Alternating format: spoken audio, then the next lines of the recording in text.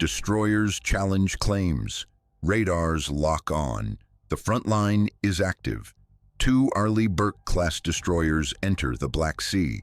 USS Porter and USS Donald Cook.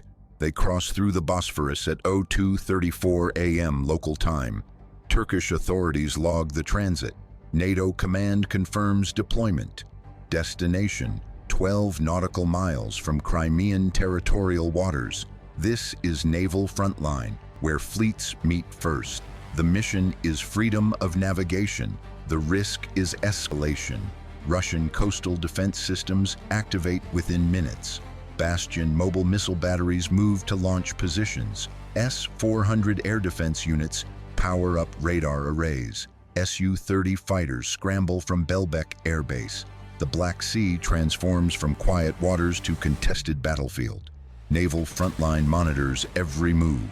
The Porter leads the formation. Displacement 9,200 tons. Length 155 meters. She carries 96 vertical launch cells, Tomahawk cruise missiles, SM-2 air defense missiles, ASROC anti-submarine rockets. The AN/SPY-1 radar scans 360 degrees continuously. Fire control systems track 100 targets simultaneously. This is Aegis combat power at sea.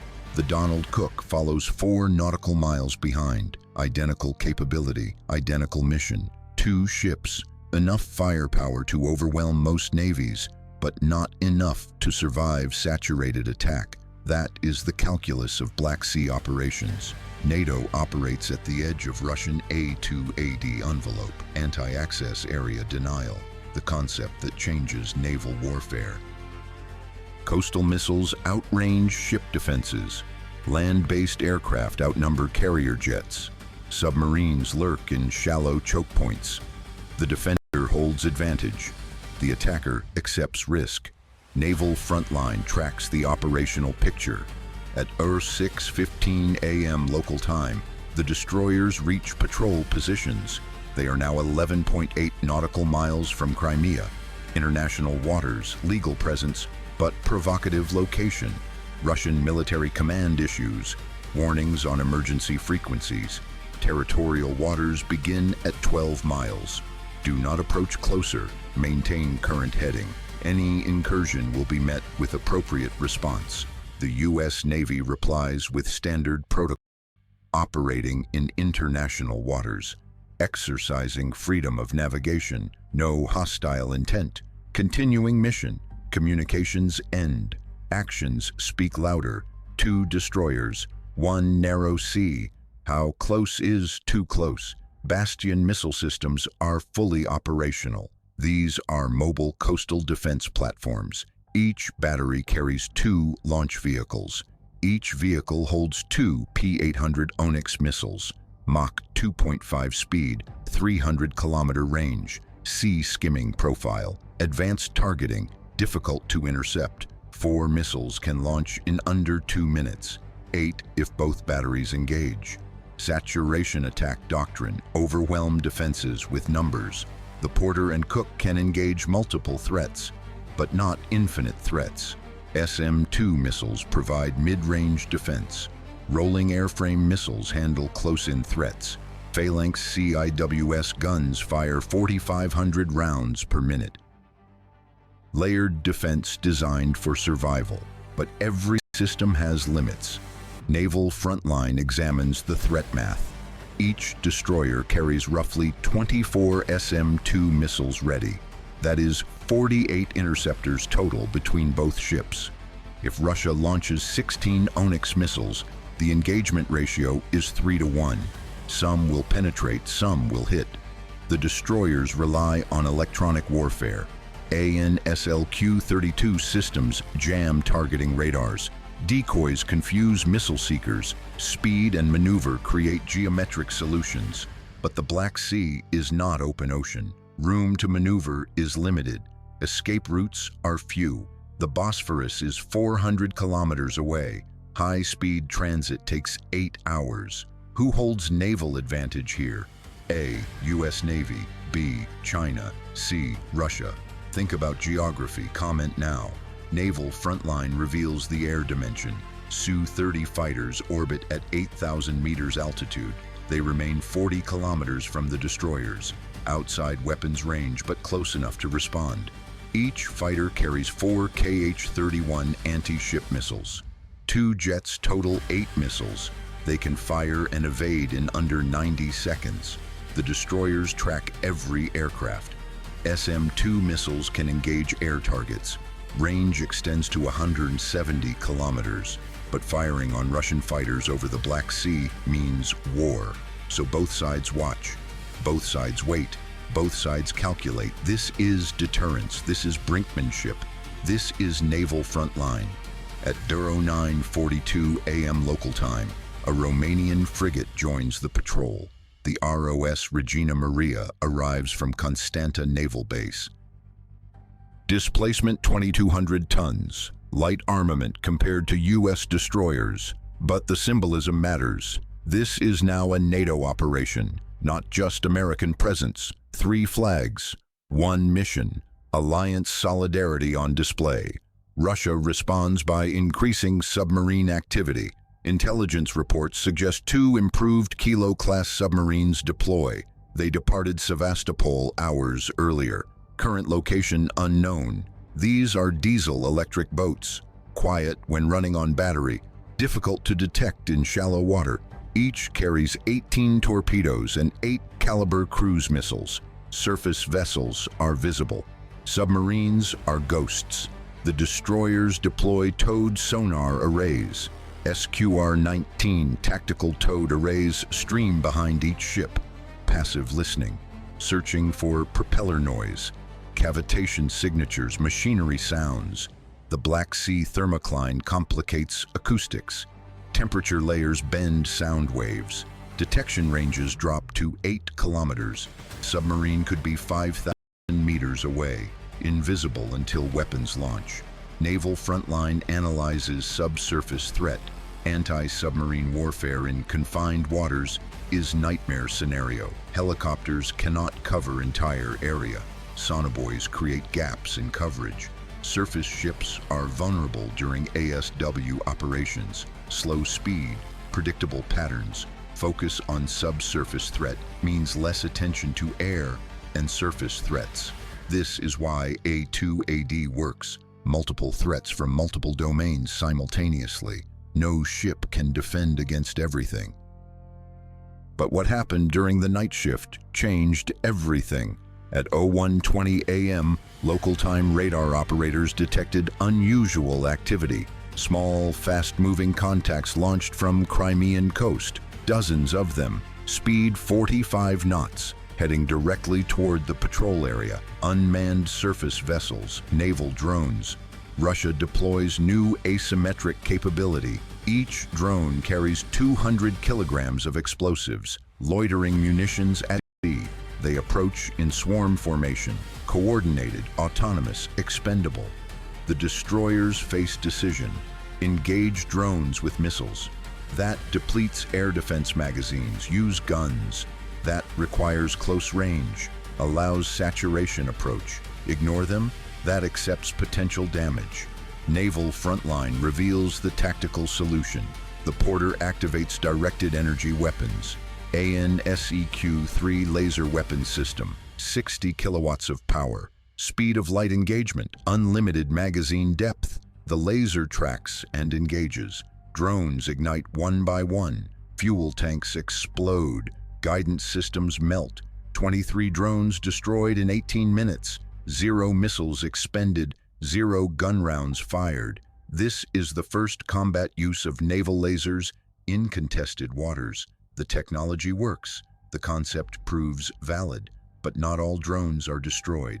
7 reach within 2,000 meters. The Donald Cook opens fire with 5-inch guns, high explosive rounds, radar guided, accuracy at 95%.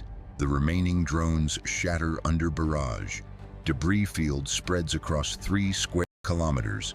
The threat is neutralized. But the message is sent. Russia can attack without using traditional weapons. Drones are cheap. Missiles are expensive. Swarms are sustainable.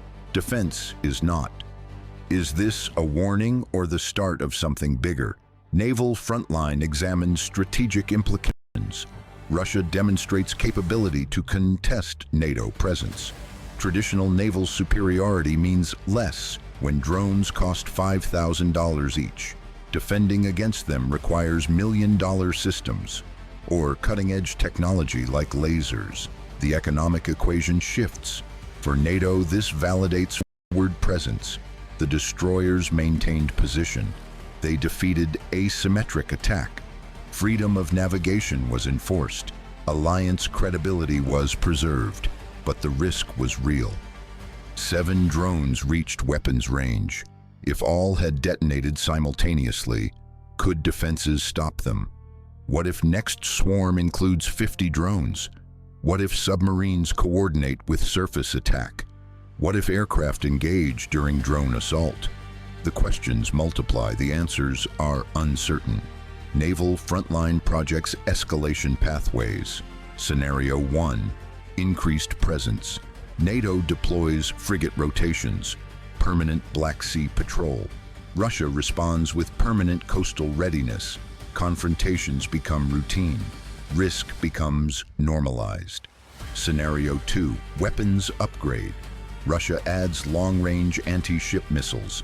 Bastion batteries receive 500-kilometer range upgrades. NATO ships must operate further from coast. Freedom of navigation is restricted. Russia achieves de facto exclusion zone. Scenario 3, incident escalation. A drone hits a destroyer. Casualties occur. NATO demands response. Article 5 consultations begin. The Black Sea incident becomes international crisis. Scenario 4, submarine engagement. A Kilo-class boat achieves firing position. Torpedo locks on destroyer. Countermeasures deploy. Torpedo misses by 200 meters. Both sides claim defensive action. Both sides prepare for next round. Naval Frontline speaks with former Black Sea commanders. They describe the geographic trap. The Black Sea is 43,000 square kilometers. Only 2 exits, Bosphorus to southwest, Kerch Strait to northeast. Both are narrow, both are controlled. Once inside, you are committed. Reinforcement is limited by treaty. Montreux Convention restricts warship passage. Non-Black Sea nations can deploy vessels for 21 days maximum. Tonnage is capped, numbers are limited.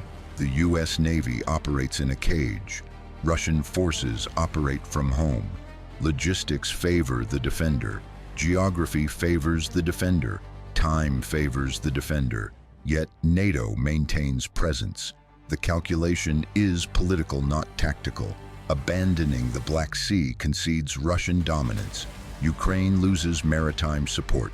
Romania and Bulgaria feel exposed. Alliance credibility suffers. So destroyers patrol. So risks are accepted. So the front line holds. What does the next move look like at sea? Naval Frontline offers 3 projections. Option 1, diplomatic agreement. Russia and NATO establish deconfliction protocols, minimum distances, communications procedures, incident response mechanisms. Tension decreases, presence continues. Option 2, technological race. NATO deploys more laser systems. Russia builds larger drone swarms. Electronic warfare intensifies. Cyber attacks on navigation systems. The Black Sea becomes testing ground. Option 3, strategic withdrawal. NATO reduces Black Sea presence, focuses resources on Baltic and Mediterranean. Russia claims victory. Regional nations recalculate security. The alliance debates cost versus benefit. Each option has consequences. Diplomacy requires compromise. Technology demands investment. Withdrawal accepts defeat. There are no easy answers, only hard choices. Naval Frontline returns to fundamental questions. Does this escalate next? The patrol continues today. The drones were defeated, but Russia demonstrated capability. Next time the swarm will be larger. Next time the coordination will be better. Next time the defenders might not be lucky. Who controls these waters? Right now, it is contested. Neither side dominates. Neither side retreats. The Black Sea remains a frozen conflict with active front line. One incident away from hot war.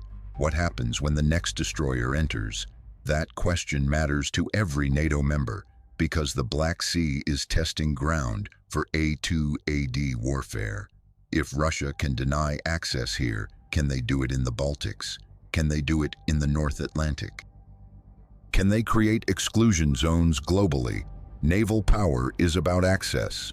Deterrence is about credibility. Sea control is about will. The Black Sea tests all three.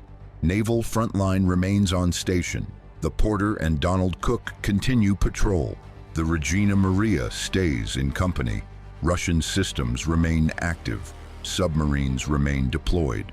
Fighters remain airborne. The standoff continues. Subscribe to Naval Frontline, the front line of sea power, where fleets meet first. Naval Frontline.